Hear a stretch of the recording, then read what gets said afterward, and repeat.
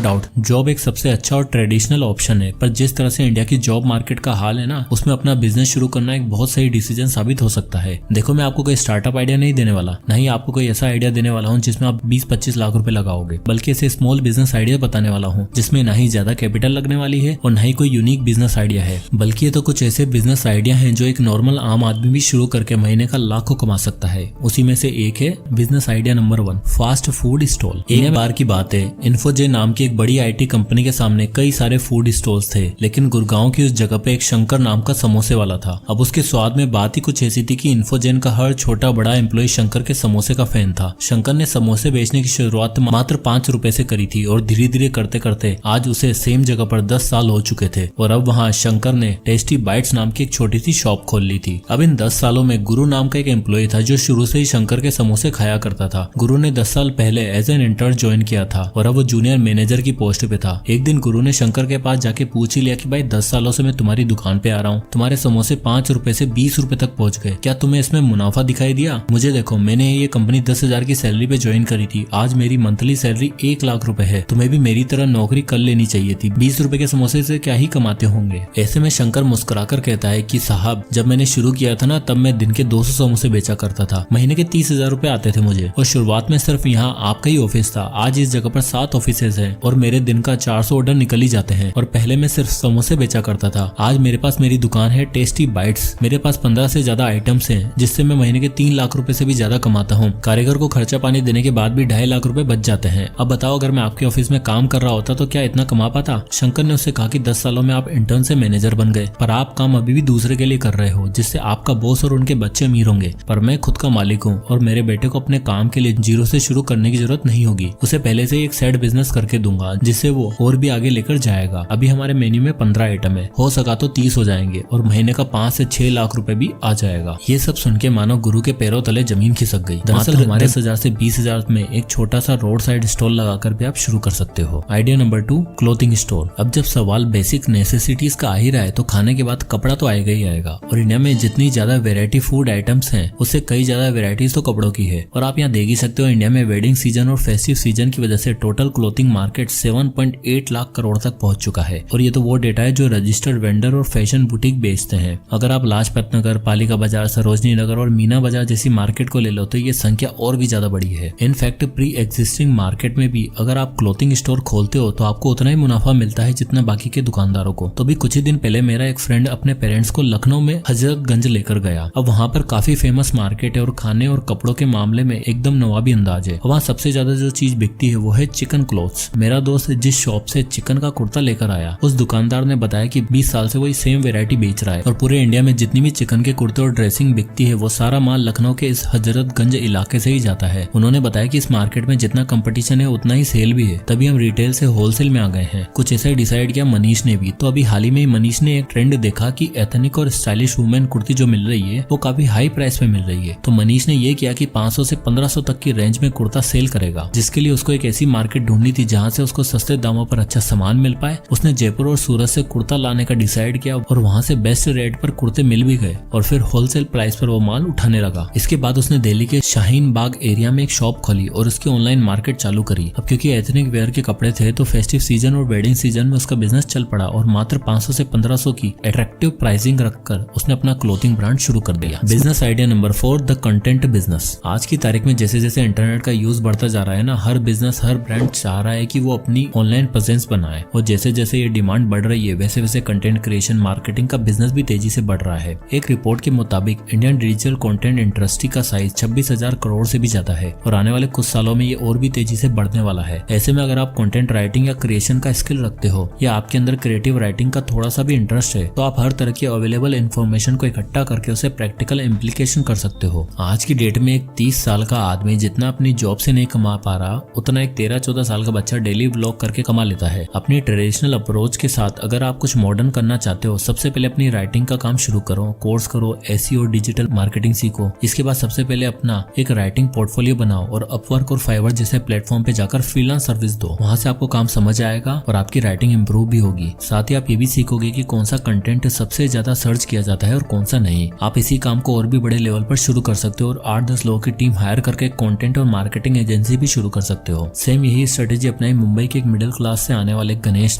ने कोर्स करके पहले फ्रीलांस काम शुरू किया, जहाँ से उसकी राइटिंग और बिजनेस डीलिंग स्किल्स बढ़ी। फिर उसने 1.5 साल में एज ए मार्केटिंग एक्सपर्ट एक स्टार्टअप में काम किया, जिससे उसकी राइटिंग स्किल्स और मार्केटिंग स्किल्स दोनों अच्छी हो गई। 1.5 साल बाद उसने जब जॉब छोड़कर अपनी खुद की कंटेंट मार्केटिंग एजेंसी शुरू करी, 10 लोगों की टीम से शुरुआत करी और एक एक करके क्लाइंट लाना शुरू किया। देखते देखते गणेश की कंपनी के पास 50 से भी ज्यादा फिक्स्ड क्लाइंट हो चुके थे और उसकी टीम भी बढ़ने लग गई थी, जिससे गणेश सब कुछ काट कर महीने का 1.5 लाख से 2 लाख रुपए कमा रहा था। तो अगर आप भी कुछ ऐसी इच्छा रखते हो तो शुरुआत में आप 15,000 से 30,000 पर मंथ कमा सकते हो, और जैसे जैसे आपका एक्सपीरियंस और क्लाइंट बेस बढ़ेगा आपकी अर्निंग्स भी बढ़ेगी। एक एक्सपीरियंस कंटेंट राइटर 50,000 से 1 लाख रुपए पर मंथ आराम से कमा लेता है अपने बिजनेस।